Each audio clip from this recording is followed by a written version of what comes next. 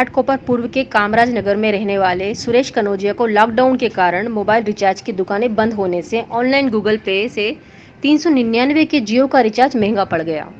उनके बैंक खाते से कुछ ही घंटे में 99,000 रुपये का ट्रांजैक्शन हो गया। उन्हें एक के बाद एक बैंक से पैसे का ट्रांजैक्शन होने का मैसेज आया। उनके होश ही उड़ गए। उन्होंने बैंक में फ़ोन कर बैंक खाते को ब्लॉक करवा दिया, जिससे 28,000 रुपये उनके बच गए। आइए देखते हैं इस पूरी घटना के बारे में सुरेश कनौजिया ने क्या कहा। हेलो सर, नमस्ते। मैं सुरेश कनौजिया बोल रहा हूँ घाटकोपर ईस्ट कामराज नगर से। कामराज में मेरा लॉन्ड्री का दुकान है, मैं इस्त्री वाला हूँ। 22 तारीख को मेरे अकाउंट से 99,000 रुपीज़ डेबिट हो गया। 22 तारीख को 12 बजे से 1 बजे के अंदर मैंने एक रिचार्ज लिया 399 का जियो का और 350 रुपये एक जन को ट्रांजैक्शन किया। उसके बाद 1 बजे के बाद मैं खाना खा के सो गया। 3 से 4 बजे के अंदर मेरे अकाउंट से 25,000, 25,000, 30,000, 10,000, 5,000, 3,000 और 1,000 करके 99,000 रुपीज़ डेबिट हो गया। 4 बजे जब मैं सो के उठा तो मुझे आदत है बार बार मोबाइल चेक करने की, तो मैंने जब मोबाइल को हाथ लगाया तो देखा उसमें बहुत सारा मैसेज था। जब मैसेज मैंने खोला तो देखा तो उसमें से दुनिया भर का पैसा डेबिट आ रहा था। तो चेक किया तो मेरा 99,000 रुपीज़ लेस हो गया था। तो डर गया मैं, फिर मैंने SBI का टोल फ्री नंबर निकाला नेट पे और उनको फ़ोन किया।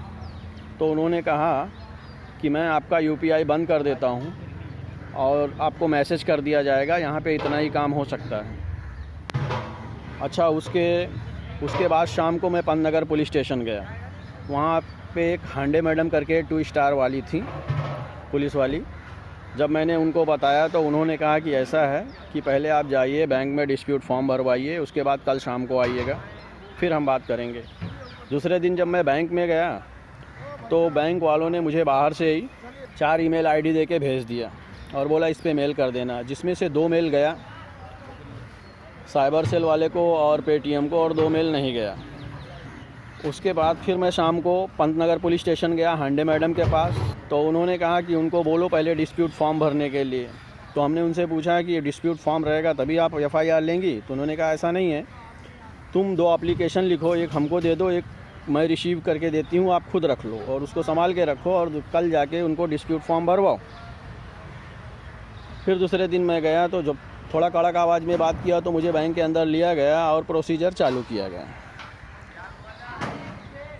अब बैंक वाले कहते हैं कि हमारी इंक्वायरी होएगी, अभी लॉकडाउन है, मेल कर दिया है हमने और हार्ड कॉपी भेज नहीं पा रहे हैं, हम इंक्वायरी करेंगे, अगर आपकी गलती नहीं होगी तो आपका पैसा रिफ़ंड हो जाएगा। लेकिन उस पैसा जब रिफ़ंड होगा उसका क्या मतलब होगा? इस लॉकडाउन में आदमी के पास खाने के लिए पैसा नहीं है और मेरे पास जो भी पैसा था वो सब ख़त्म हो गया, निकाल दिया गया। अब अगर मुझे खाने की ज़रूरत पड़ेगी तो मैं कहाँ से लाऊंगा? इस बारे में 2 से 3 दिन 4 दिन हो गया बैंक वाले से रोज़ का रोज़ आर्ग्यूमेंट कर रहे हैं हम लोग, लेकिन वो कुछ भी ठीक से जवाब देने को तैयार नहीं है और ना ही पंतनगर में कोई FIR लिखने के लिए तैयार है। वो बोलते हैं कि अपना ये संभाल के रखो, अगर आपका काम नहीं होएगा तो इस एप्लीकेशन के आधार पे हम 6 महीने के बाद भी FIR ले लेंगे। तो अब आप लोग बताइए कि क्या किया जाए, इसमें मैं क्या कर सकता हूँ? कोई मेरी मदद करने के लिए तैयार नहीं है। तो आप लोगों से विनम्र निवेदन है कि इसको ध्यान में रखा जाए और हमारी सहायता की अति कृपा होगी।